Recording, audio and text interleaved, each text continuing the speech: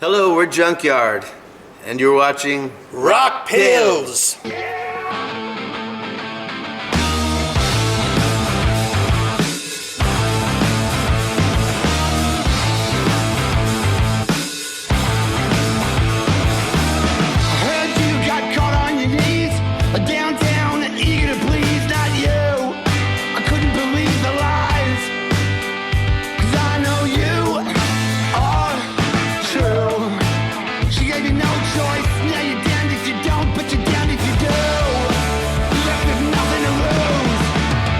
The cocksucking blues.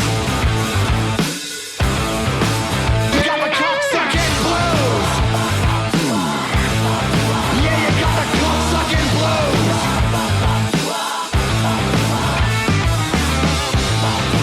You got the cocksucking blues. Hey.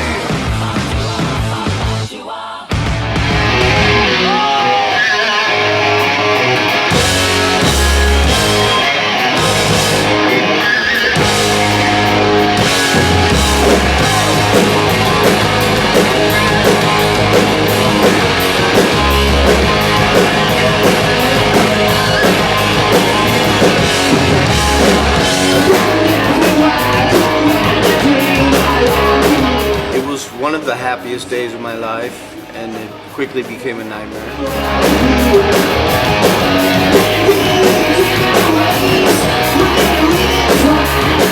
They sign you because they think you're special and different, but then when they get you, they want you to be like everyone else.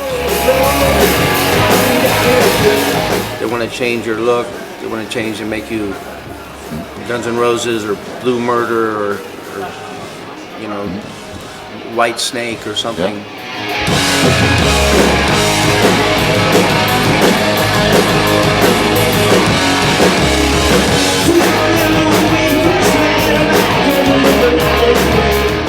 Yeah, a little bit, yeah. So, that's part of it. Yeah. I mean, they're there to sell product, so you're the product. So, yeah, it's part of the deal, though, I guess.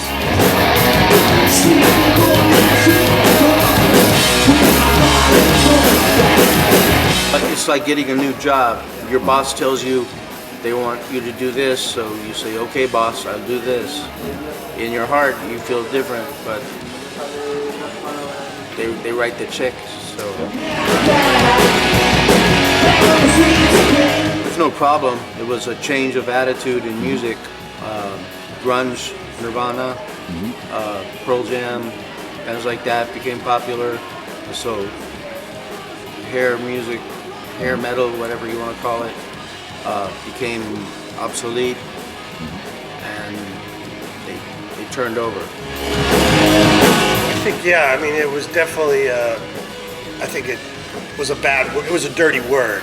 And it still sort of is a dirty word, but I think now, that's probably why we're able to still play. It's kind of where the stigma is wearing off, and people bought the records and they liked them. Now they want to see the bands.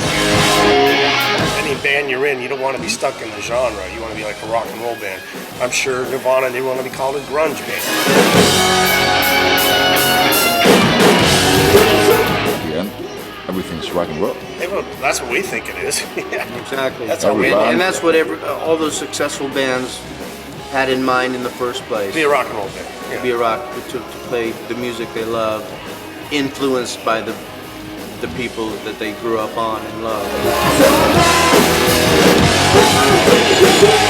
Yeah, I think there was a lot of rock and not a lot of roll back then, but the good ones had it, you know. Guns N' Roses had a lot of roll, and Cos Pussycat, I think, had a lot of roll, and, you know, Junkyard had, hopefully we have some, you know, we try to.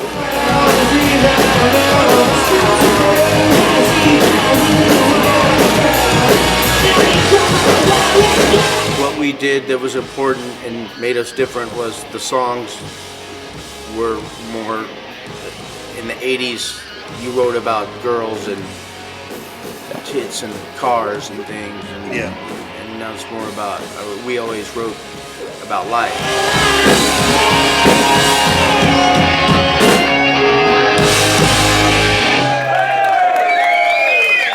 I think it happened once, and when we released the first album, and we kept our integrity the band was still dirty, the streets, and what we were.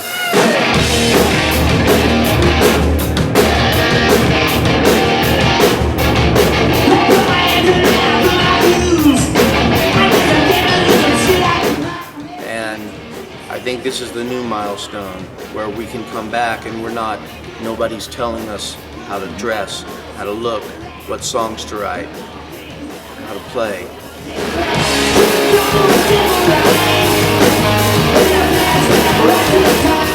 We do everything on our own, by ourselves, the way we want to do it, which we should have done then, but we didn't have, we listened to the boss. Yeah.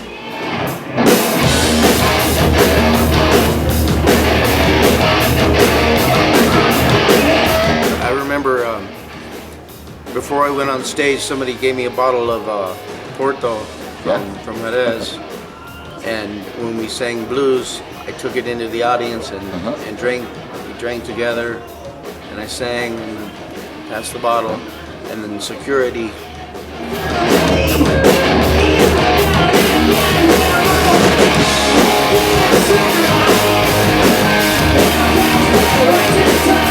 They'd never seen that. They'd never seen the singer go out and around, and it was confusing. And I think that the audience appreciated it. Yeah, it had a big impact on our, it put us on the map here more than we even realized at the time. We thought, wow, this is fun, and it's a big crowd, and they seemed to love it. But I guess a lot of people had never seen us, obviously not since back in the day, but, it definitely exposed us to a lot of the rock fans in the country. And so they still come out. Every city we go is like, saw you in Jerez, no matter what city we're in, That's great. It's a difficult question because I would like to say that in Spain, in the Basque Country, people understand us more. They get us because they know we play from the heart. But there are places in America, our crowd is small. Our fans, it's a small group, but they're very dedicated. Sort of like Rose Tattoo or who else?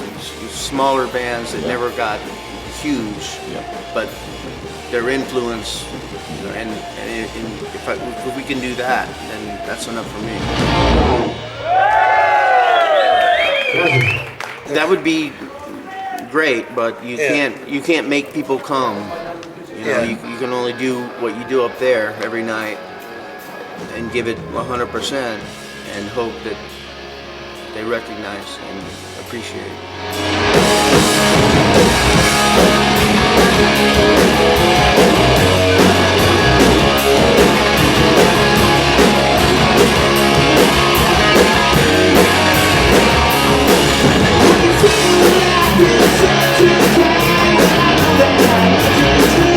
Today, wow.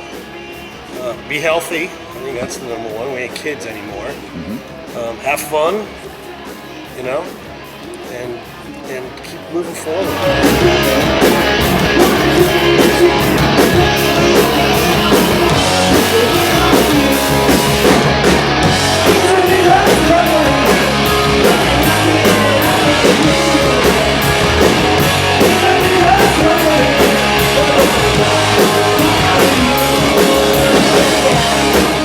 It can go back to why we started playing music in the first place when we were young, because we loved music, and that's why we started to learn how to play in the first place, and that's why we wanted to be in bands. Now it feels like I said, we have no boss anymore. It's on us, and there's more freedom, and we feel more like it's more relaxed. There's a lot that we can do by ourselves. Todd did the video. We write the songs. Tim can record the songs at his house. Me and him writing and playing. A lot of our fans still want to buy a CD. Like, they want the physical CD, not just the download. They want to have that. So. And they want an album. They want a long play. Yeah, they want an LP. So I think we get to Faded was on a label, and it's some, it's all very like handshaky. It's not very, not a lot of business, No no signature. paper. Well, it's nice. It's fun to be able to come back, But Speaking for myself, would not imagine we would ever be able to pull ourselves together again and play. So I feel very fortunate.